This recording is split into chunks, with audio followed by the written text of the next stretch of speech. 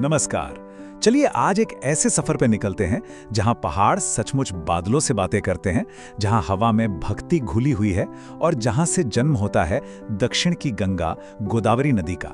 हम बात कर रहे हैं 12 ज्योतिर्लिंगों में से एक श्री त्र्यंबकेश्वर महादेव की। अगर आप भी शहर की भागदौड़ भरी जिंदगी से दूर भगवान शिव की शरण में कुछ पल शांति और सुकून के बिताना चाहते हैं, तो यकीन मानिए ये सफर आपके लिए ही है। ये सिर्फ एक यात्रा नहीं बल्कि एक रूहानी एहसास है। तो ठीक है, अब सवाल ये उठता है कि ये ज्योतिर्लिंग इतना खास क्यों है? नासिक से बस कोई 28-30 किलोमीटर दूर ब्रह्मगिरी पर्वत के ठीक नीचे बसा ये मंदिर, आखिर इसमें ऐसा क्या है? इसका जवाब इसकी बनावट और इसकी कहानी दोनों में ही छुपा है।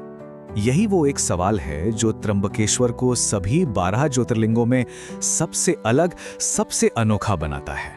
आखिर ऐसी क्या बात है यहाँ जो इसे दुनिया का इकलौता ऐसा ज्योतिर्लिंग बनाती है?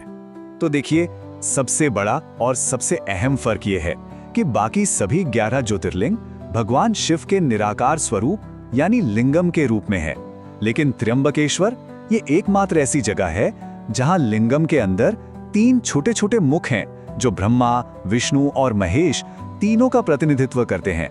मतलब एक ही जगह पर आपको सृष्टि के रचयिता, पालनहार और संहारक तीनों के दर्शन एक साथ हो जाते हैं। है ना कमाल की बात? अब इसके पीछे की कहानी भी बड़ी दिलचस्प है। ये जुड़ी है महर्षि गौतम से, जिनसे अनजाने में गौ हत्या का पाप हो गया था। अब इस पाप से मुक्ति पाने के लिए उन्होंने भगवान शिव की बहुत ही कठोर तपस्या की। भोलेनाथ उनकी तपस्या से प्रसन्न हुए और उन्होंने अपनी जटाओं से गंगा को यहाँ धरती पर उतारा, जिसे आज हम गोदावरी नदी के नाम से जानते हैं। और इसीलिए आज भी यहाँ दर्शन से पहले कुशावर्त कुंड में डुबकी लगाने का इतना महत्व माना जाता है। और ये जो आज हम शानदार काले पत्थर से बना मंदिर देखते हैं ना, इसे 18वीं सदी में पेशवा नाना साहिब ने बनवाया था। इसकी नक्काशी, इसकी वास्तुकला वाकई देखने लायक है। उस समय की कारीगरी का एक बेहतरीन नमूना है ये। चलिए इतिहास और पौराणिक कथाओं से अब जरा आज की बात करते हैं और देखते हैं कि इस पवित्र धाम तक पहुंचा कैसे जाए। चाहे आप मुंबई में हो या दिल्ली में, यहाँ पहुंचना काफी आसान है। मुंबई वालों के लिए तो ये परफेक्ट वीकेंड गेटअवे है। सड़क से नेशनल हाईवे 160 पकड़िए और बस 3.5 से 4 घंटे का एक खूबसूरत सफर है। अगर बजट में रहना है तो आरामदायक बसें भी खूब चलती हैं। और हाँ, ट्रेन का ऑप्शन तो है ही, जो इस यात्रा को हर किसी के लिए आसान बना देता है। और सबसे मजेदार बात जानते हैं क्या है? मुंबई से नासिक तक ट्रेन का टिकट महज 100 रुपए से शुरू हो जाता है। सोचिए ये आध्यात्मिक यात्रा कितनी किफायती भी हो सकती है। और अगर दिल्ली से आने का प्लान बन रहा है तो ट्रेन से लगभग 16 से 18 घंटे लगते हैं। ये सफर थोड़ा लंबा जरूर है, पर रास्ते में देश के अलग अलग नज़ारे देखने को मिलते हैं। लेकिन अगर समय बचाना है तो नासिक के ओझर एयरपोर्ट के लिए सीधी फ्लाइट भी ले सकते हैं। हालांकि ये थोड़ी महंगी जरूर पड़ेगी। लेकिन ठहरिए, बात सिर्फ मंदिर दर्शन पर ही खत्म नहीं होती। त्र्यंबकेश्वर के आसपास भी बहुत कुछ है जो आपकी यात्रा को और भी यादगार बना देगा। चलिए देखते हैं कि यहाँ और कौन-कौन से खजाने छिपे हैं।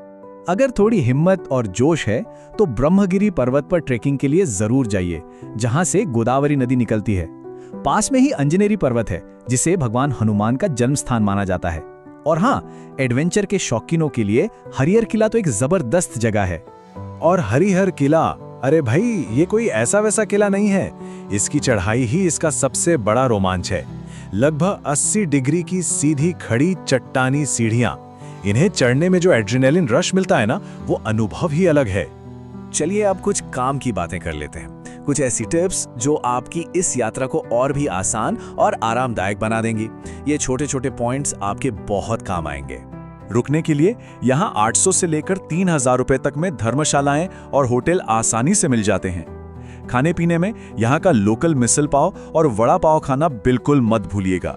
और सबसे जरूरी बात, अगर आप भीड़ से बचना चाहते हैं तो सुबह सुबह 5 बजे तक मंदिर पहुंचने की कोशिश कीजिए, या फिर करीब 200 रुपए का VIP पास भी ले सकते हैं। तो अंत में एक सवाल खुद से पूछने वाला है, क्या त्र्यंबकेश्वर की ये यात्रा सिर्फ एक धार्मिक स्थल तक का सफर है, या फिर ये अपने अंदर झांकने का और खुद को फिर से खोजने का एक मौका है? इस पर जरूर सोचिएगा। मिलते हैं अगली बार। ओम नमः शिवाय।